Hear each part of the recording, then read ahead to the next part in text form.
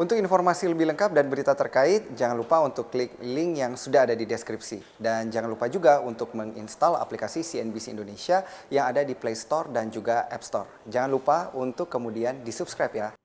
Beberapa hari yang lalu Presiden Jokowi dibuat geram kembali begitu ya. Hal ini juga akhirnya menjadi mencuat ke banyak media begitu karena beliau telah mendengar curhatan begitu dari salah satu supir truk kontainer yang kemudian dikalungi celurit begitu. Dan ini merupakan salah satu tindak premanisme yang tujuannya adalah untuk pungli atau pungutan liar yang biasa terjadi di kawasan-kawasan pelabuhan, utamanya pada saat itu terjadi di area Tanjung Priuk. Nah, terkait hal tersebut, Presiden Jokowi merespon dengan menelpon Kapolri dan mengatakan untuk membereskan permasalahan ini. Namun, hal ini yang perlu diperhatikan, apa yang sebenarnya yang paling penting yang terkait dengan pungli ini dan juga sistem logistik di Indonesia. Karena dikatakan bahwa pungli bisa menghambat pertumbuhan ekonomi RI.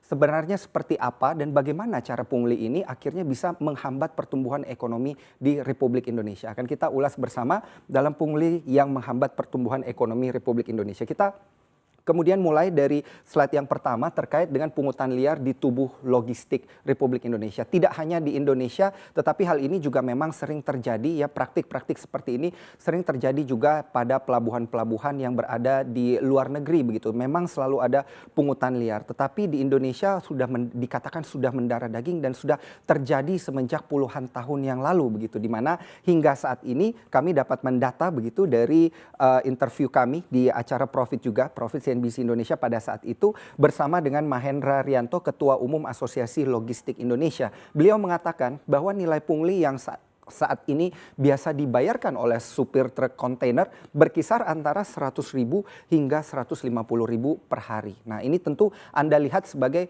mungkin satu nilai yang tidak cukup besar begitu ya, mengingat tanggung jawab dan nilai barang yang dibawa oleh satu kontainer tersebut nilainya terkadang miliaran begitu yang berada di dalam satu kotak kontainer ini. Nah, tetapi yang perlu Anda hitung adalah potensinya dan berapa nilai kerugiannya nanti apabila kita kalikan dengan 1 tahun atau kurang lebih 260 hari kerja. Anda lihat 100 hingga 150.000 per hari, Anda kalikan dengan 1.000 berarti dalam sehari nilai pungli kemudian yang merugikan sistem logistik di tanah air ini bisa berkisar 100 hingga 150 juta rupiah begitu per harinya. Anda kalikan dengan 260 maka akan menjadi di kisaran 26 hingga 39 miliar rupiah per tahunnya. Nah, inilah nilai yang kemudian 26 hingga 39 miliar ini yang kemudian menaikkan supply chain cost di Republik Indonesia ini dikatakan oleh Mahendra Rianto di kisaran 40 hingga 50%. Jadi dapat Anda bayangkan barang yang kemudian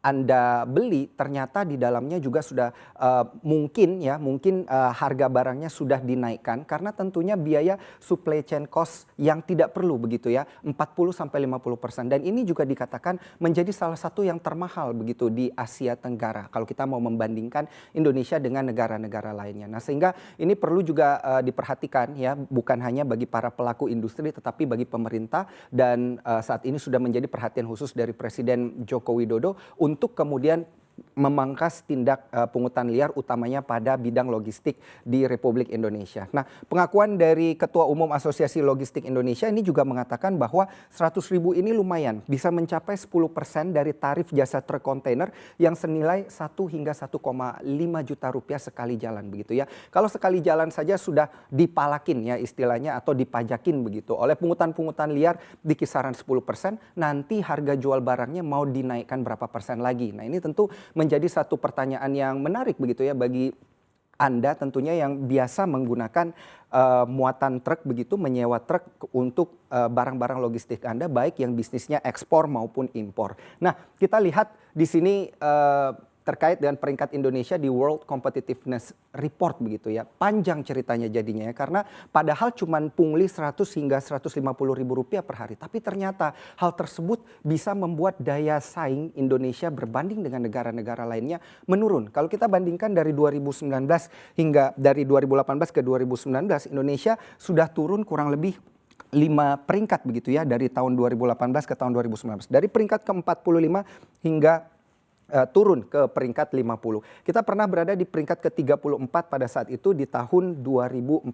Namun sayangnya memang ada terjadi kemerosotan ya terkait juga dengan kondisi-kondisi 6 pilar penilaian yang dinilai oleh World Competitiveness Report atau yang dinilai oleh WEF begitu untuk melihat seberapa kompetitif Indonesia begitu dari 141 negara lainnya kemudian yang diriset. 6 pilar tersebut itu adalah institusi, infrastruktur, adopsi teknologi dan informasi dan juga komunikasi, stabilitas makroekonomi, kesehatan dan juga keahlian. Nah, terkait dengan korupsi sendiri begitu ya, ini masuk di dalam pilar institusi di mana kalau kita bandingkan Indonesia dengan beberapa negara lainnya, Indonesia berada di peringkat ke-77 ya. Kalau kita bandingkan dengan Malaysia, Malaysia berada kurang lebih di peringkat 30-an begitu dan 30 hingga 50 dan kemudian kalau kita bandingkan untuk korupsi ini dari negara Singapura sendiri, negara Singapura sudah berada di peringkat ketiga begitu ya dari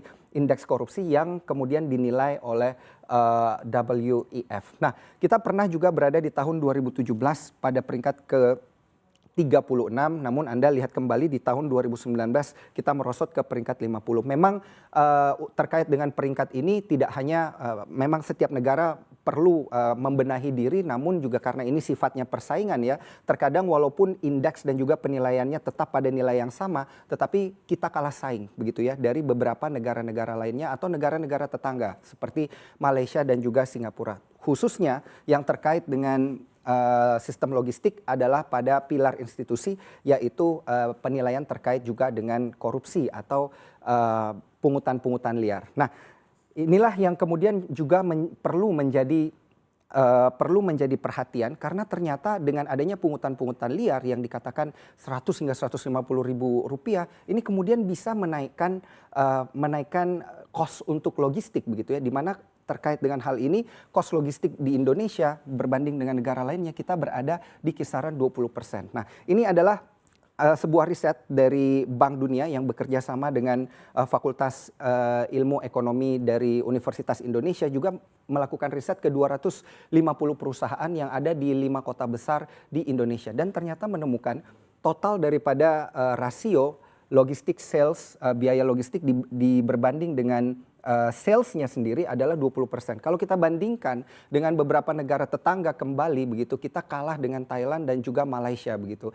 Thailand berada di kisaran 17% dan Malaysia berada di kisaran 13% begitu ya untuk perbandingan total logistik sales cost berbanding dengan salesnya itu sendiri. Dari mana kemudian 20% tersebut? Nah, ini adalah aktivitas logistik di mana ketika Anda menggunakan truk atau juga Anda melakukan bisnis ekspor impor dan menggunakan sistem logistik, maka 40% kegiatan adalah untuk transport dan cargo handling begitu ya. Di mana di sini biaya daripada logistiknya begitu meningkat di kisaran 8%. Nah, kemudian untuk logistik admin sendiri di sini ada biaya yang harus dikeluarkan kisaran 3,4%, untuk warehouse atau pergudangan ada di 3,3% dan inventory atau untuk transfer barang begitu dari satu tempat ke tempat lainnya itu 5,2%. Jadi dapat Anda lihat ya ada peningkatan barang untuk satu sales begitu, sebuah sales akan ada peningkatan harga atau biaya logistiknya adalah 20%. Jadi apabila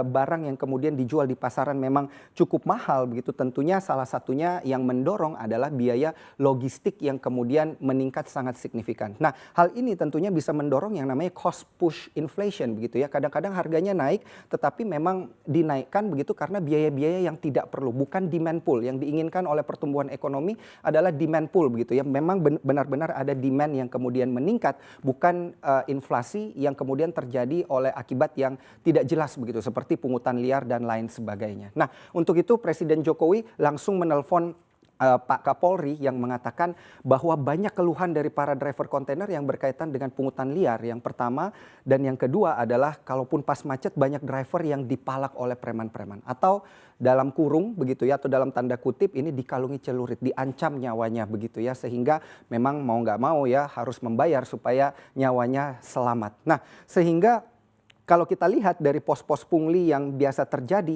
yang terjadi di Tanjung Priok adalah yang kedua ya, saat kontainer akan didokumentasikan atau pada saat posisi clearance ya, di mana selain itu pungli-pungli juga sering terjadi di jalan raya dalam bentuk pos pengecekan atau di bagian checkpoint ilegal. Nah, ini sangat perlu menjadi perhatian bagi pemerintah karena memang mimpi daripada pertumbuhan ekonomi kita adalah bebas dari jebakan middle income trap. Nah, ini menarik. Pertumbuhan ekonominya tiap tahun harus di kisaran 8% dan 40% dari warga Indonesia yang memang dikatakan kemampuan ekonominya terbawah begitu harus bisa dimakmurkan oleh negara. Tapi kalau biaya logistiknya saja mahal, tentu membuat harga barang-barang menjadi mahal. Nah, bagaimana cara pemerintah untuk mengatasi hal ini agar jebakan middle income trap kemudian bisa dihindari begitu ya ke depannya.